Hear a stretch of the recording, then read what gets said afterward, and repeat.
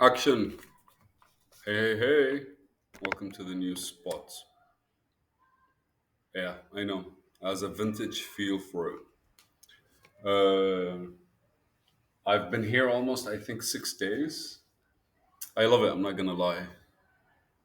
But the people I've been meeting with are refusing to come and actually, nobody wants to take a shot at cleaning it. It's not about the money. Nobody even got to money. It's like, what do you want for this to be cleaned? And people look at it and go like, oh, my back, oh, my head, all that kind of stuff. I can't be home late and all. It's just, but it's nice. It's a move. It's a different vibe. It's a completely different like house setup. Like it's very much old. It seems like this place has existed for over 60 years, the way it looks right now. So I'm kind of excited for that. Also, it's much more decent when it comes to the actual price range, which allows me to be a bit more creative when it comes to my months and the things I do. But today's session, and I've been taking notes after I actually like moved.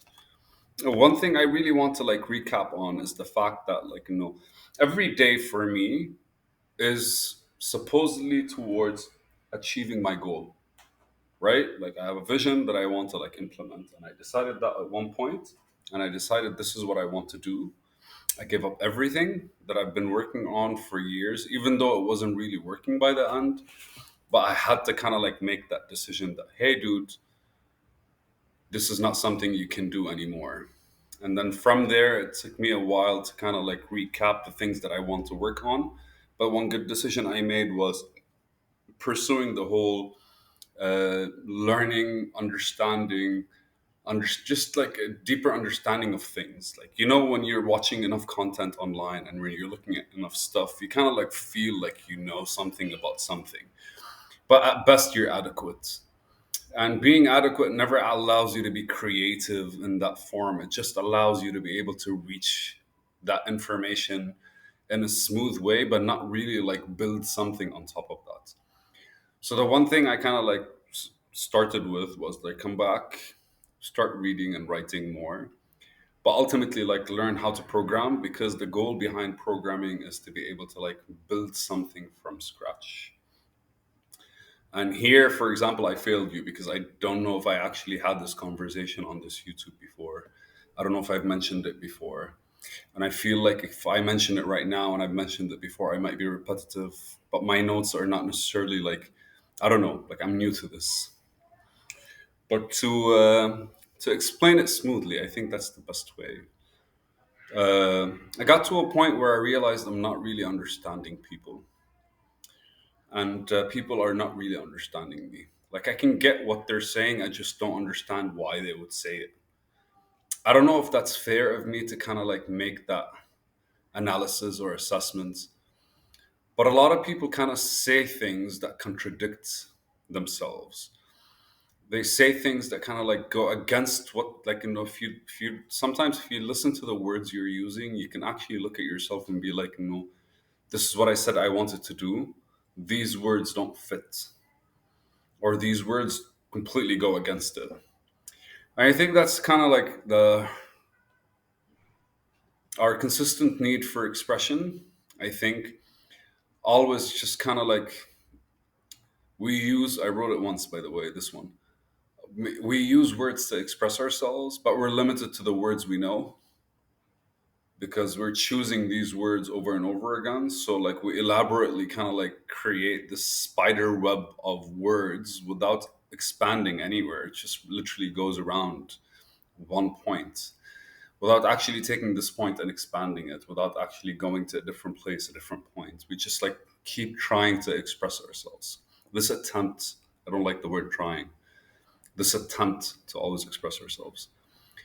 But I remember like distinctly, I was sitting at one point in the jungle and I was thinking, there's absolutely nothing that I'm doing that's building upon itself. It feels like every year, 2 years, I'm restarting from scratch and I'm pushing with everything I have. And then eventually, basically, I reach a limit, whether it's my limit or whether it's the market's limit or the business's limit or everything reverts to me. It doesn't matter. Like It's never something else to blame. It's always me. I could have thought of it differently. I could have prepared for anything differently. I could have like planned it differently. I could have chose differently. I could have done a lot of stuff. It all comes back to me. But I always seem to reach a limit and kind of like restart. And the experience I get is never piling up on top of itself. It's just experiencing itself in a different form. So when that came about, I decided to jump into the computer science slash software world. My main goal for that was simple. Regardless of what I do, I'm going to have to build on top of what I did yesterday. It can't be helped because there's a lot that's happening all at once, all over the place. On almost every single day, there's something new that you can like latch onto or something that you can like get involved with. But ultimately, you have to kind of like slowly but surely strengthen your base every single day in order for you to kind of like reach an ambition. And I even wrote that one down because ultimately I realized me not being able to communicate with people, and especially me not being able to like kind of like build businesses. I figured the easiest thing that allows me to kind of go back and forth is like my own skills building something that people can see and like accept, reject, or like basically give me some feedback. And I figured if I'm able to like open a website that encompasses some form of business, I'll be able to express myself to people through the actual website's design.